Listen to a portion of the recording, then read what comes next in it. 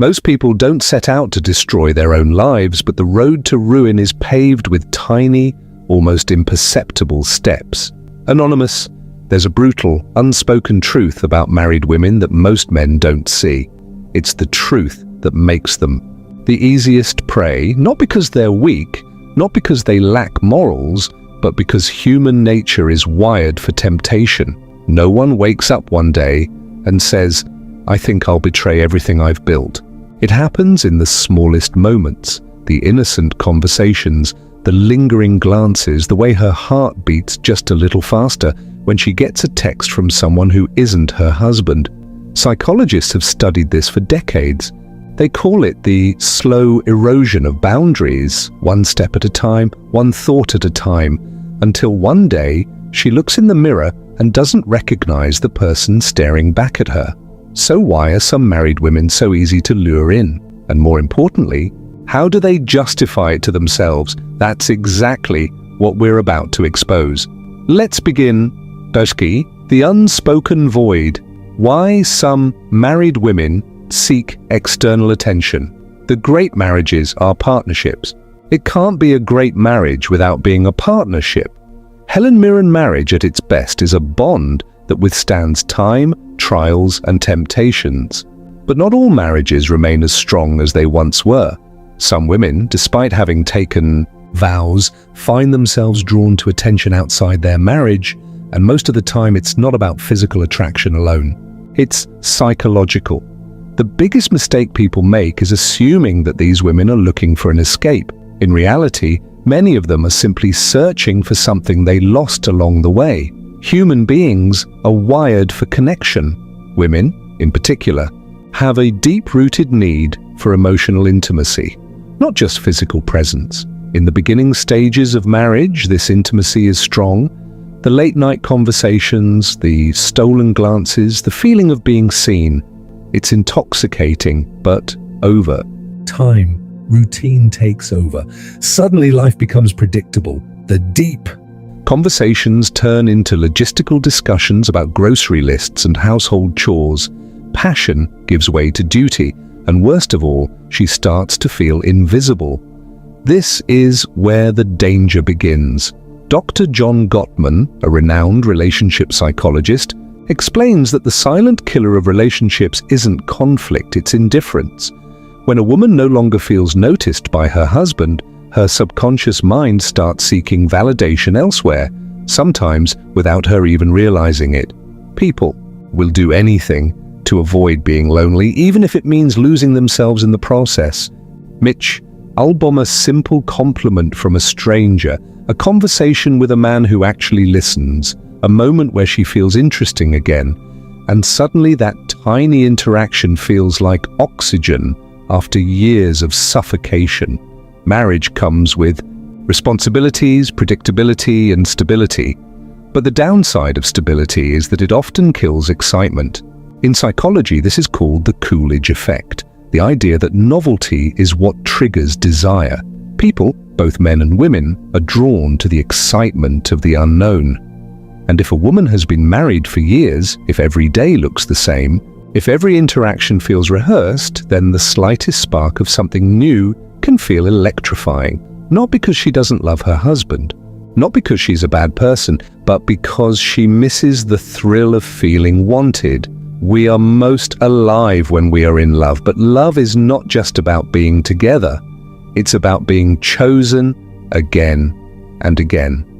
F. Scott Fitzgerald, when a woman feels pursued, when she feels like she has power over a man's desire, it reminds her of a version of herself she thought was long gone, the younger version, the confident version, the one who felt effortlessly attractive.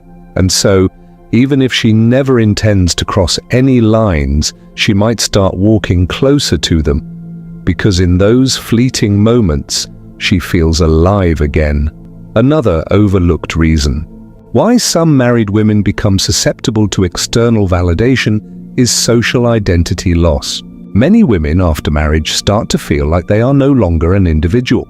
They are someone's wife, someone's mother, someone's caretaker. Their identity shifts from who I am to who I am to others. Before marriage, she was a mystery, an individual, someone with dreams, interests, and passions.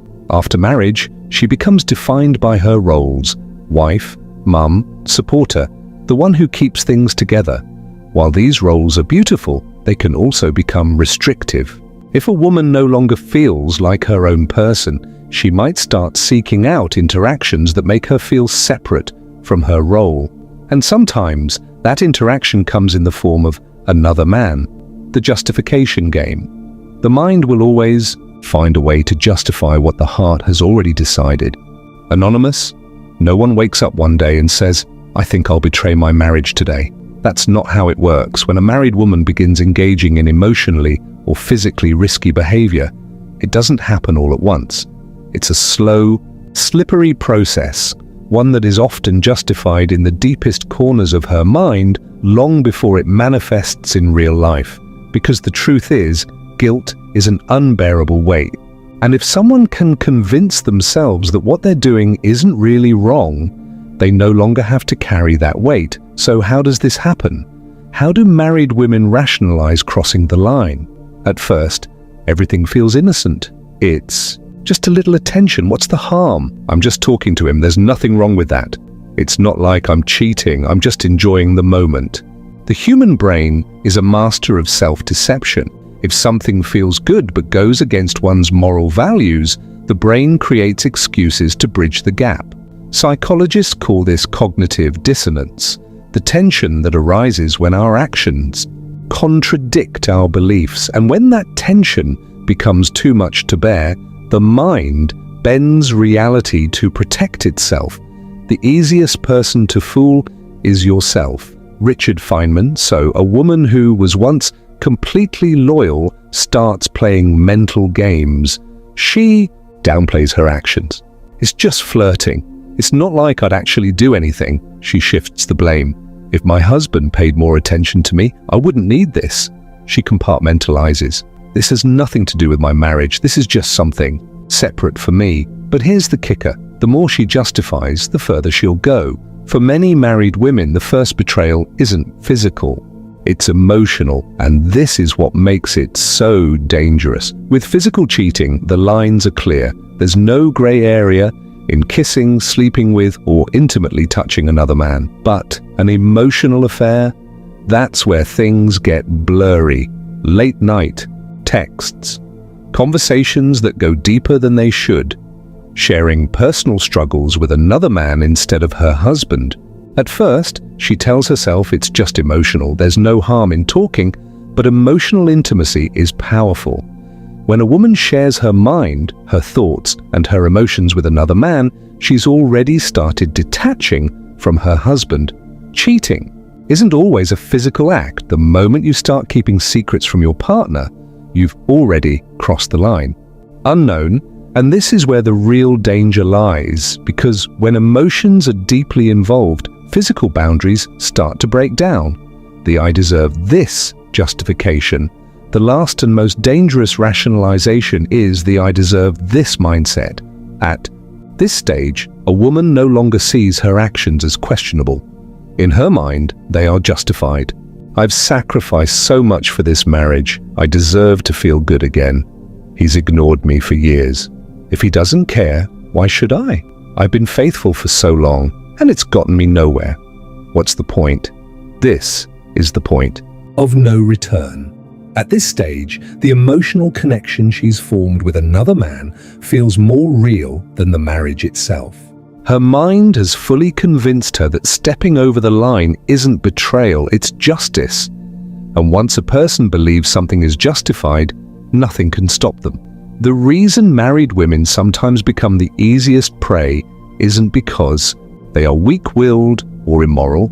It's because the human brain is wired to rationalize what feels good.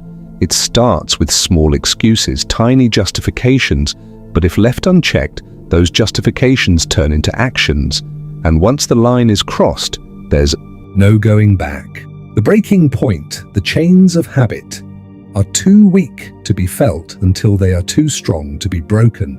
Samuel Johnson, every story has a point of no return, a moment where there's no more just talking, No more innocent flirting, no more rationalizing.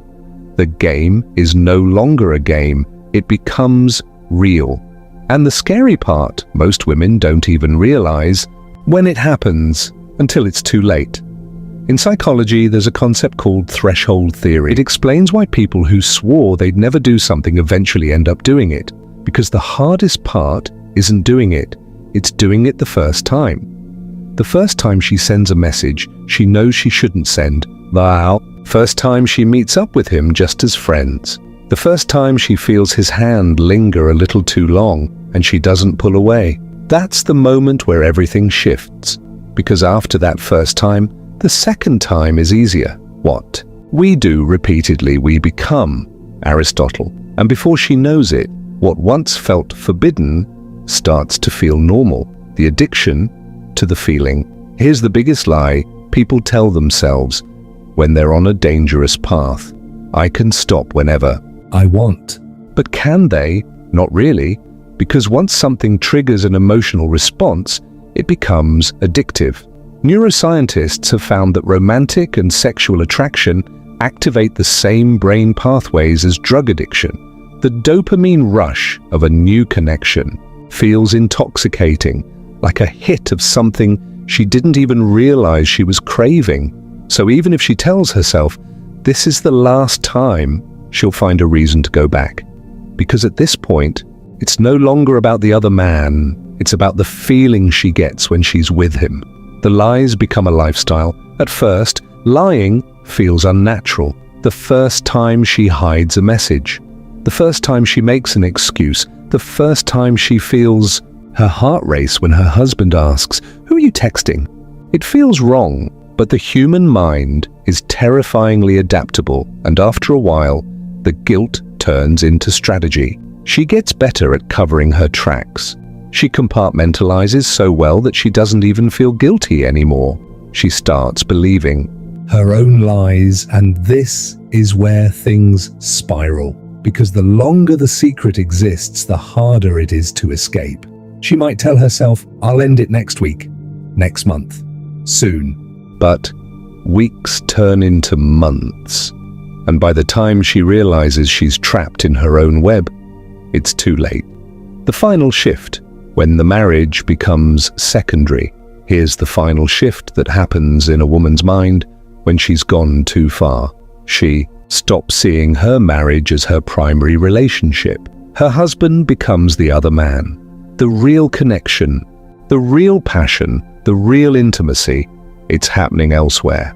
At this stage, even if she hasn't physically crossed the line, her heart already belongs to someone else. And when that happens, there are only two ways the story ends.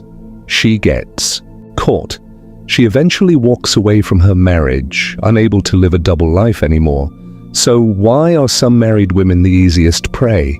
Because they're not looking to cheat, they're looking to feel something they lost. And once they find it, walking away feels impossible, not because they don't love their husbands, but because they've convinced themselves that what they've found is something they'll never get back at home. And once that belief settles in, nothing will ever be the same again.